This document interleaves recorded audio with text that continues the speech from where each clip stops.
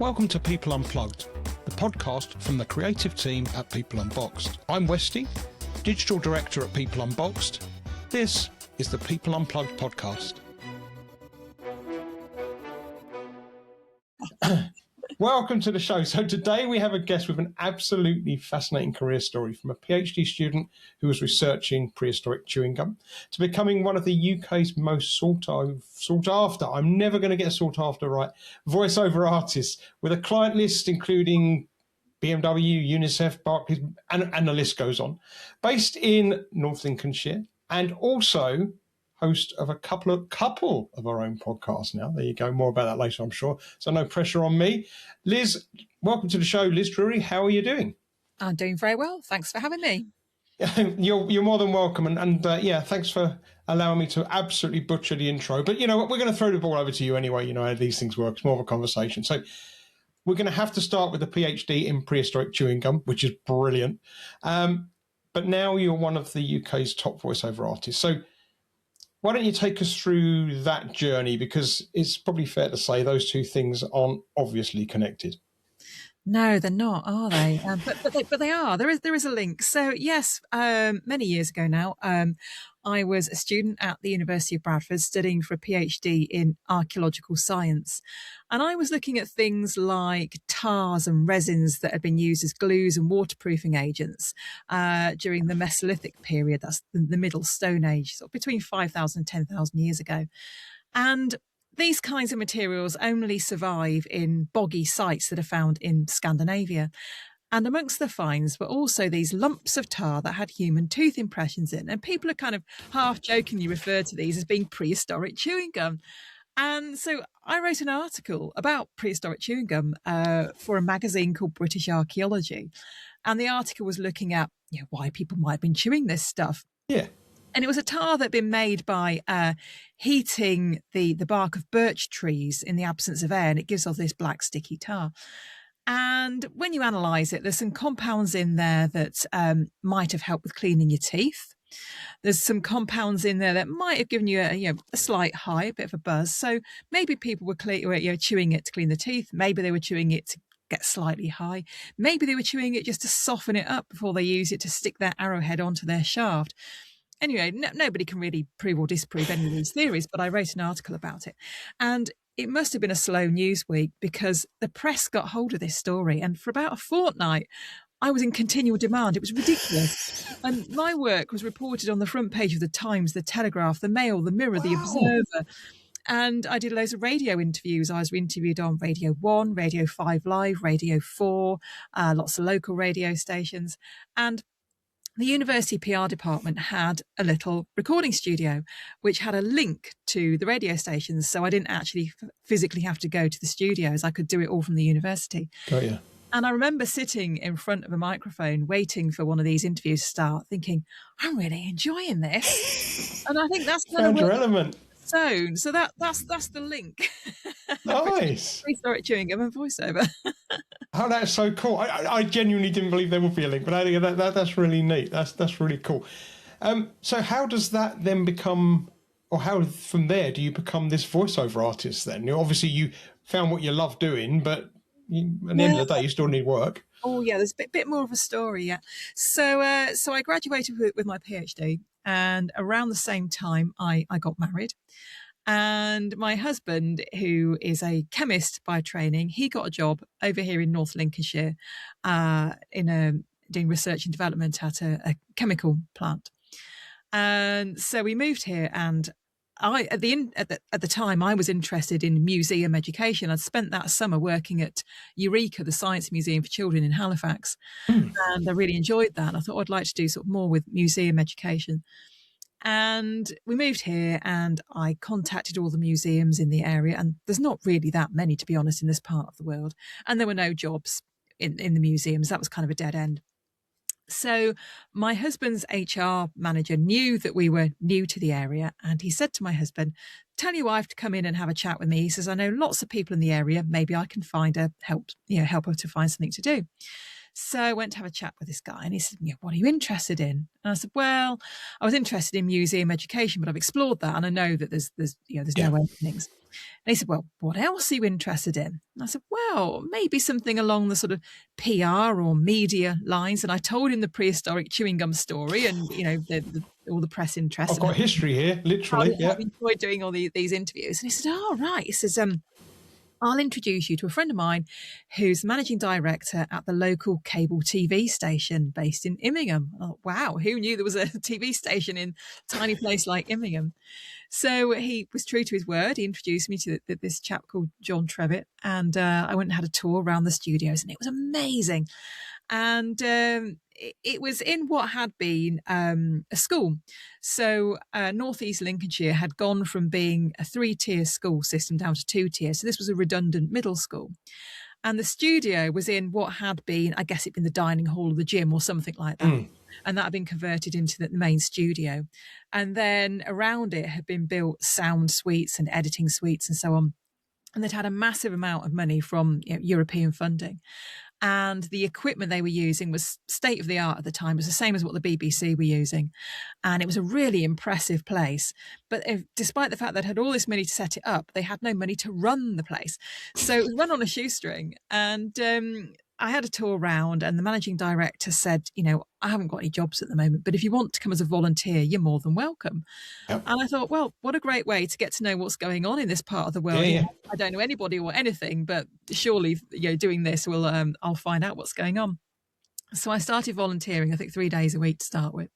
And after a few weeks, the job of receptionist became available, and they said, do you want it? And I thought, well, I feel a little overqualified with a PhD to be a receptionist, but I'm doing this now and I'm not getting paid, so I may as well do it, yeah. Get a bit of cash while I'm looking for something more suitable. And anyway, so I accepted the job and started working there. And a couple of months went by, and they were holding auditions for new volunteer presenters because it was run on a shoestring. And that morning, I said to my husband, oh, this is happening at work today. And he said, oh, are you going to have a go at that? And I said, well, I haven't put my name down because I wasn't sure whether I could. I said, and actually, the schedule is full. Lots of people want to be a volunteer presenter. So he said, oh, that's a shame. He said, I think you would have been good. Anyway, I got to work, and it was February time, and it started to snow, and it snowed really heavily. And so all these people that had booked to come and do their screen test were ringing up saying, I can't get out my driveway. Come in. So the people running the auditions were then sat there doing nothing. So I went along and said, can I have a go? And they went, yeah, we're sat there doing nothing. So I did a screen test. They liked what I did, and they said, oh, we'll use you when we can. But because I was pretty much tied to that reception desk, my opportunities were quite limited. So it was only if someone's on holiday or off sick that I got the opportunity to do it. And after I'd worked there for about a year, I was pretty bored of being a receptionist and having people be rude to me down the phone all day. And so I went and looked for another job. I found a job as a journalist with a local magazine publisher that published several titles.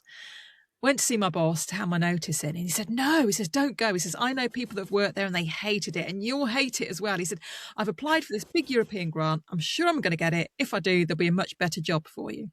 So I said, okay. I turned down the journalist job and I stayed. It's nice to be wanted, Liz. And he did get this money, thank goodness. And so I stayed. And then after that, it was much better. And I had my own programme that went out live twice a week called Community Express, which was for and about the local community. And it was a magazine style programme. So I would have guests come into the studio and I would interview them live on air. And in between times, we'd go out and we'd film video inserts. So I'd go and visit schools and community groups and the local council and all that sort of thing. And it was great fun. I absolutely loved it. And some of the things that we did needed voiceover. So that was where I did my first, voiceover work, voicing over adverts for the channel or documentary content that we made, that kind of thing. And I left there when I had my first child, intending to go back. And the contract that I'd been on for this Community Express project had come to an end. So they actually had no obligation towards me. And while I was off, although they wanted me to come back, the business got sold to our local FE college and they used it as a training ground for their broadcast journalism students. So there was no job for me to go back to. And that's where I thought my voiceover career was going to end, but it didn't. But it didn't. No, absolutely it didn't. And it's fair to say it's flourished. Have you? Can you remember what your screen test was? Did it just give you something random to read, or did you have a chance to? I really can't remember because it's like over 20 years ago now. I think we had to pretend we were live on air doing the links between video pieces within a magazine program. I'm pretty sure Nice. that's what it was. Yeah. Brilliant. And now I've already mentioned some of the companies that you've done voiceover for. Where's most of your work now? Is it still in that voiceover for TV? Because I know you do a lot of work with sort of learning voiceover for e-learning, that sort of stuff. Yeah, very, very little for TV. It tends to be more on the sort of corporate side of things. So narrating your video content for businesses, either explaining or promoting their products or their services. Like you mentioned, a lot of e-learning courses. Yeah. So I narrate a lot of online training courses for all sorts of different sectors.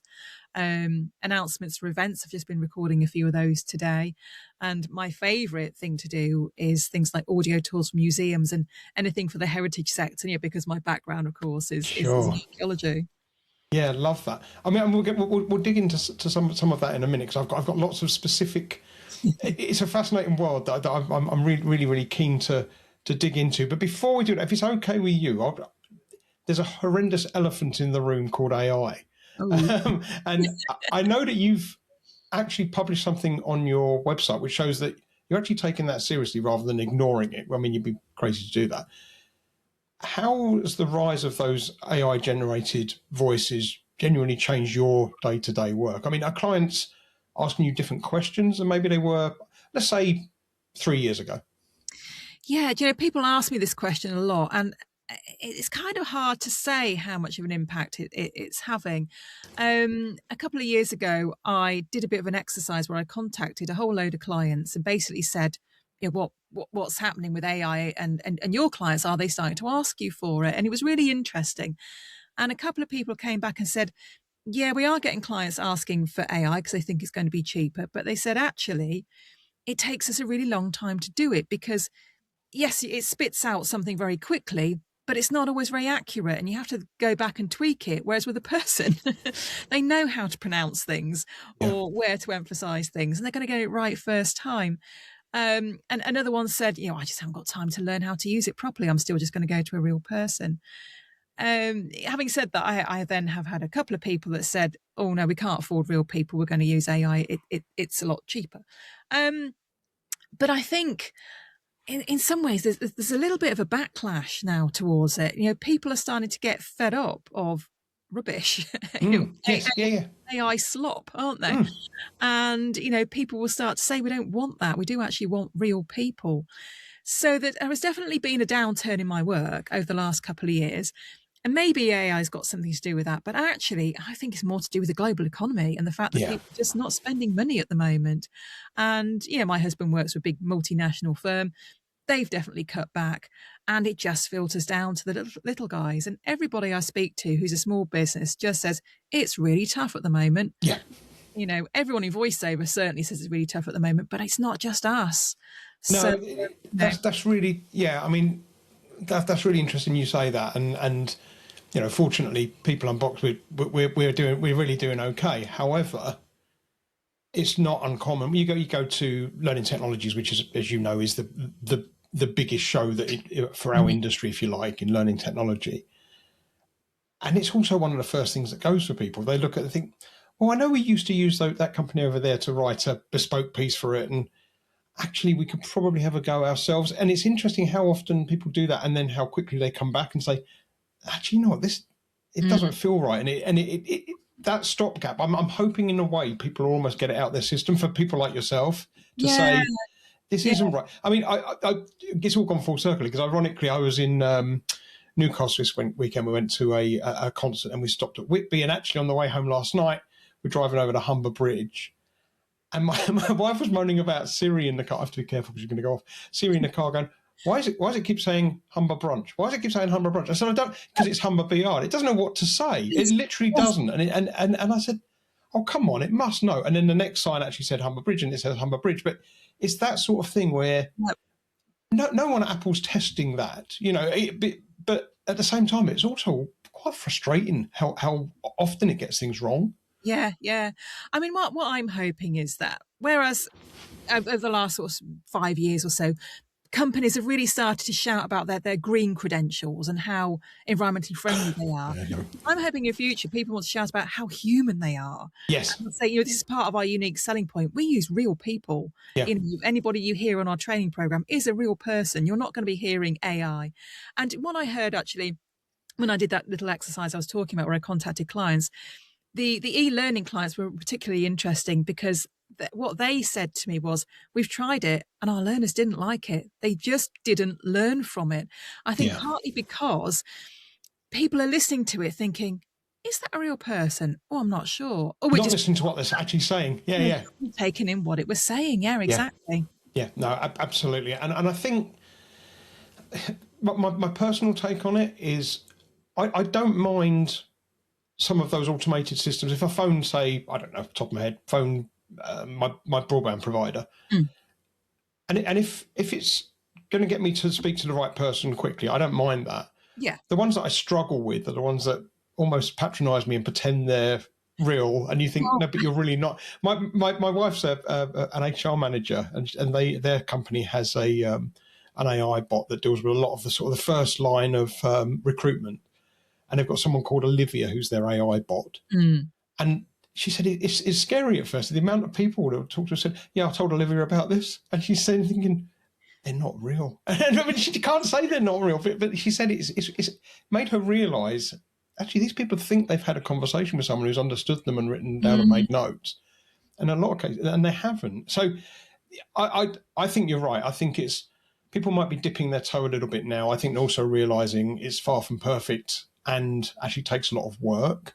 Yeah. And the next question that sort of follows on from that, and because I know you said about e-learning, so in a lot of cases with e-learning, is it quite specialist, as in how do you, I'm going to say swat up for that. So how do you learn the phrases? How do you learn because again, AI might be okay at speaking a standard sentence, if you like, but then when we start getting really technical, maybe some medical terms or whatever, it's going to trip itself up. So how do you work around that? How well do you have to know your topic? Yeah, it depends what it is. I mean, like I said, I've recorded narration for all sorts of courses, and some of them are quite easy to do. Like for the hospitality industry, for instance, there's no tricky words involved in that. Yeah. But I have done things that's been more sort of science based. My background, although my PhD was archaeological science, my first degree I went to do physics. So and my PhD actually involved a lot of chemistry. So those kind of terms I'm not unfamiliar with. Medical terms, those can be tricky. I'm either relying on the client to tell me how to pronounce it. If they just send me a little voice note saying this is how you pronounce this particular. Well, sort of phonetically, that sort of thing. Yeah, exactly. In fact, I've just been recording some announcements for the Stevie Awards, the International Stevie Awards, and they're really good actually at writing out phonetically the names of companies or people with names that I'm going to find difficult to pronounce, or they'll direct me to a YouTube video where the name of the company is said, and I can get an idea that way. So yeah, sometimes there's a bit of background work, or if if they don't provide me with a pronunciation guide, a site I really like using is called Forvo, FORVO.com. And that's quite a comprehensive site, actually. Sometimes even medical terms you can find on there. It won't do everything, but it's a good starting point to find out how to pronounce things. And also in different accents as well, or in different languages, because sometimes the same word might be said differently in Spanish or Italian or whatever. Yeah. And that site will give you those pronunciations. Well, I've got a question about accents in a minute. We'll come to that one. But before we do that, how do clients choose a voiceover artist? So when a client comes to you, what's the deciding factor in why they pick a particular voice? Is that a demo? Is it word of mouth? How does it work? Yeah, there's a few ways. So obviously on my website, I've got lots of different samples. I've got my demos on there, but also I've got links to videos on YouTube and so on. So there's quite a number of things they can have a listen to. Sometimes, well, quite often actually, people find it really hard to imagine how my voice would sound for their script. They can listen to all the demos in the world and they still don't get it. And I'm always happy to do, a custom demo for them. So they send me, a couple of sentences from their script. I'm always happy to record that and send it back to them. And sometimes they're not quite sure how they want it, and they'll say, "Oh, could you do like a slow version or a quick version, or a version that's got more energy?" And I, give them a couple of options so they can decide how they want it to be said. That's fascinating, because in my head it was, well, this is what my voice is, but you're saying you can speed up, slow down, whatever. Do you think people? I mean, my background is e-learning, you know that, and you're right. Sometimes you think, oh, that'll sound great, or I guess too, I do a lot of video editing, and I think, oh, I've got a perfect soundtrack for that, and then you play it, and you think, that's just not right. Something just doesn't fit. So, do you think people underestimate how much the right voice affects how their content lands? A bit like, in my world, the wrong font can undermine a perfectly good design. It could be great, but in that font, it just looks terrible. So. Does it have a similar impact? Absolutely. And sometimes, you will get a client who they're really happy to spend a lot of money on how it looks, and yes. Having a video made, and then insist they do the voiceover themselves. You think, why did you do that? Yeah. And it's funny you say that, because I think in this day and age, it could be sounding all old, but in this day and age, I think people are almost more forgiving of the video if the sound's okay. Yeah, absolutely. I agree with that. Yeah. And so let's get on to the accents, dialects, what's in demand, all of that sort of stuff. So you've got I hope you don't mind me saying, but you've got a beautifully neutral British accent, I think it's fair to say. But I'm sure you've also said that you can adapt from your time in the US. Maybe I've got that wrong, I don't know. But are there accents or regional dialects that sort of clients actively seek out? Is it sort of something that's on trend at the moment, particularly? Yeah, I don't know about on trend exactly, but people will seek out a particular accent, and it depends a lot what their product is and where their video is going to be used. So, for example, if there's a company they're based in Northern Ireland, let's say, they're going to want a local accent because that fits with them and their brand. And quite often, this has happened a few times, people will look at where I'm based, which is North Lincolnshire. I'm not far from Hull, it's just across the Humber Bridge. And people will contact me because they're looking for an accent from this area, but I'm not from here originally. No. I say to them, look, I might live here. I know I've lived here for 20 years, but I definitely don't have a local accent. And I will always point them in the direction of somebody who does. And because, accents is, it's not really my thing, but also people do usually want a genuine accent, because people from that part of the world can spot it a mile off. Yes, right. Even if someone else is trying to do that accent, they'll know that it's not right. Yeah, exactly. So often, you'll see auditions for jobs saying, we're looking for somebody with a Yorkshire accent. Don't try and put it on. We want someone who's from this part of the world. And when I said about trends, I was curious to whether there was sort of a trend towards more sort of authentic regional accents, which you're saying there is, versus sort of neutral. But I remember back in the day of probably the first Big Brother, and then all of a sudden everything was quite a strong northeast sort of Geordie accent. And then it felt like a phase, maybe sort of 4 or 5 years ago, where Welsh seemed to be the strong accent that everyone had, and anybody who was Welsh almost sounded more Welsh than they normally did, because it felt like that was sort of the on trend thing. So I guess do you find that for you personally, are certain accents easier to listen to and more suited to certain topics than others? Yeah, I mean, I think, because as you know, I do a lot of e-learning work. I think for that, a neutral accent is beneficial, because anybody from anywhere in the country is going to be able to understand what I'm saying, and also equally, if people's first language isn't English, something that's very neutral is much easier for them to understand than somebody who's got a strong regional accent. Yeah, fantastic. Talk to me about equipment, and by equipment, I'm going to call out two things in particular. How important is the correct mic for you? And there's, when we're talking about microphones, there's a huge range of costs, much like I don't know, cameras can go from sort of £3-4 right up to the sort of high tens and 20,000s of pounds. So I know, I appreciate that's different. So microphones is the first one. The one that I'm interested in before microphones, though, how do you protect your voice? your voice is your work. So how do you, I'm going to ask you a range of questions there. So firstly, how do you protect it? And secondly, do you have to warm it up? Do you get ready before you do? So if these are ridiculous questions, just tell me. I won't be offended. And it is something that people are. What I love about doing this podcast is I get to ask all of the ridiculous questions other people. Why didn't he ask that? Well, I do. So there you go. Yeah. So your voice as a toolkit, I guess. Yeah, and I absolutely dread getting a cold, and I did have one earlier on this year, and it puts me out of action for a couple of weeks, really. Right. Particularly if I'm partway through doing something, say I'm working on a big e-learning project, you can't suddenly sound different halfway through it. Similarly, for people that are recording audiobooks, again, you can't suddenly sound really nasal partway through. Sorry, I'm going to have to jump in at that point. Does that change day to day? The voice. Or do you try and do it in as big a stints as you can? How does that... Sorry, I've interrupted you. It's fascinating. Yeah, it tends to be, it can be different in the morning to the afternoon because you're warmer. Mine doesn't change massively, but you'll get some people that will say, "Oh, I sound much better in the afternoon, so I always leave my recording to then and do my admin in the morning." And some people say the other way around. For me, it doesn't really matter too much. But yeah, coming back to the having a cold thing. Sometimes I can still work if I'm not partway through a long project and it's just a one-off thing.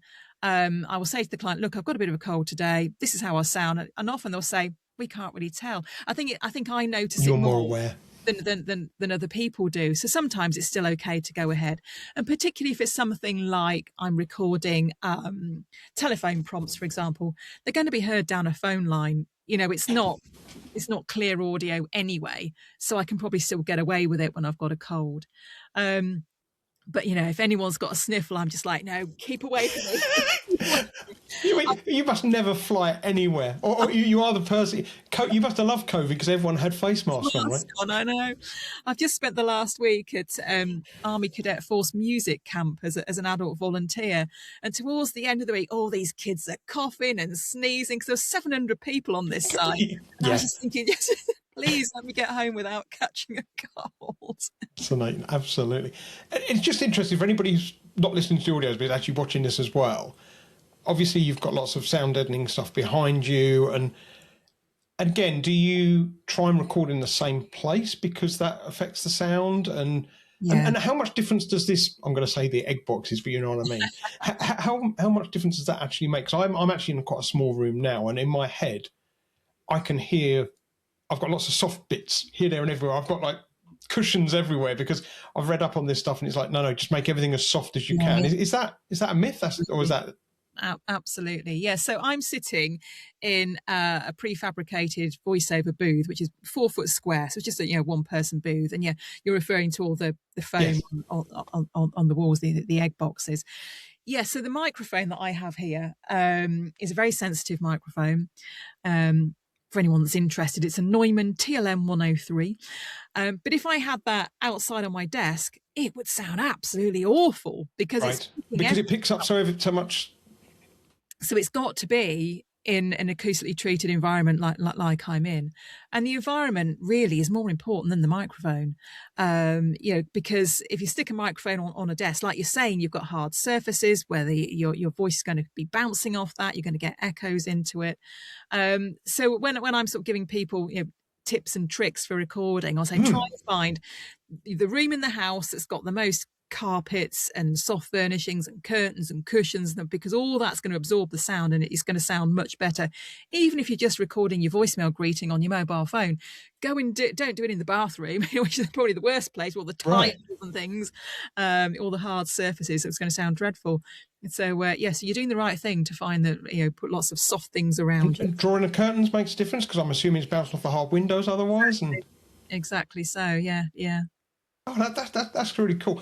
And you use this microphone now. Do you turn on any echo reduction or anything, or would you just prefer that far cleaner sound and you know what you're getting, right? Because we talked about AI earlier, and by that I think we were talking about it literally reading stuff out for you. But there's a lot of AI tools that say, "Oh, it'll reduce all the background. It'll make it sound studio quality," but it must be clipping bits out to be able to try and do that. Yeah. I sort of try and do the minimum in terms of messing around with the recording once I've done it, because it starts to change the sound quality, like you say, and you start missing bits of the audio.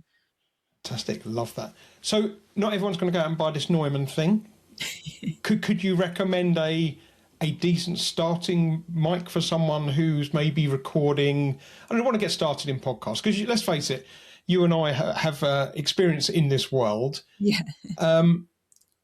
Is that realistic? Is that something people can just pick up and get on with? Yeah, I started out with an Audio Technica 2020 microphone, which is just a plug and play, USB, just plug it in your microphone and it works. And I didn't have this studio then. I was working from, I started my voiceover career in the States. We didn't get to this bit, did we? But my very first studio was a walk-in wardrobe and all the clothes were sound absorption. And I booked a few jobs from there. So, it works.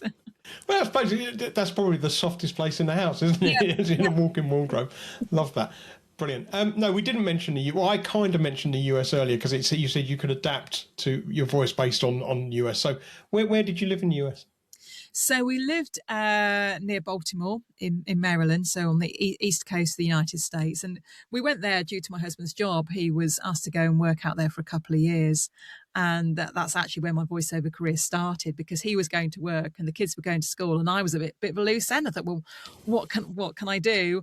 I didn't want to go and work for an employer because A, I didn't have any support network in terms of getting the kids looked after.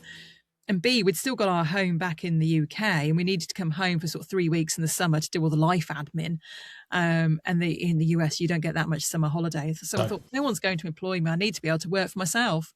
And, and having had that bit of experience of voiceover, 20 years previously, I thought, maybe I'll get into that. Fair play. Right, Liz, as we knew we would, we're running slightly long. So I've got two... Well, it's probably three. Firstly, the question I always tend to end with, which is the final question, I'm going to say that. What's your ultimate weekend look like?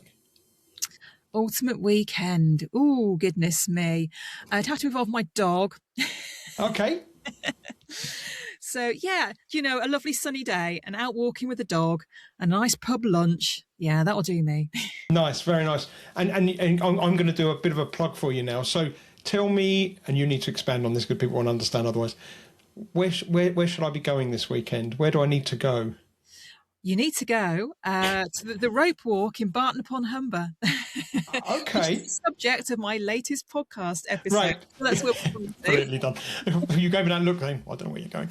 So you've just started a podcast about, and it's called... Come Here. Come Here. So it's about visiting places that people aren't aware. And okay, so you've got that podcast. Why don't you take people through your two podcasts and where they can find you and all of that nice stuff? Yeah, so Come Here, as you say, it's a relatively new podcast. I think I'm about 3 weeks in now, something like that. And so every week I'm chatting to somebody from a museum or a gallery or a stately home or a country park, a heritage attraction, and chatting to them about what people can see when they go and visit and all the useful visitor information, like, is it accessible? Can you take your dog there? Very important for me. And I'm having fascinating conversations with people. I'm absolutely loving it. So my first episode was about Sherborne Castle in Dorset. Then I went to I didn't physically go, but my podcast went to the Cromwell Museum in Huntingdon. Then we went to the Museum of the Horse in Tuxford in North Nottinghamshire. And then last week was the rope walk in Barton on Humber. So, all sorts of places that people are maybe not aware of, but will be fascinating to visit. Yeah, well, I've told you before, the Panacea Museum in Bedford, there's one that you have to go and look into. You're not the only person who have mentioned that to me. No, I know. And I told my, so sorry for the listeners. My daughter's dissertation is literally about that. And she just finished writing that. So she said, you've got to tell her about the Panacea. I already told her. So there you go. And I did say, and you're not the first person who's mentioned it. I find it fascinating how many lovely places there are to go and look, how many really interesting places there are to go to look that are on people's doorsteps and they just don't know they're there. There you go. Talking of fascinating, thanks again for a fascinating look into your world. If people wanted to continue the conversation with you, where's it best to contact you, other than your podcast, of course? Yes, that's my podcast. All my contact details are on my website, which is very easy to remember because it's lizdrury.com. Fantastic, Liz. Thank you so much for your time. It's been an absolute pleasure. Loved it. Thank you very much. Thanks for joining us today. Feeling curious to learn more about how we help people remember stuff? Well, why not sign up for a free trial of our AI-powered bite-sized learning app, BentoBot? You can do that easily at bentobot.com. And you can catch up on interviews with all of our previous guests by subscribing to this pod via Apple Podcasts or any podcast platform. Till next time, take care.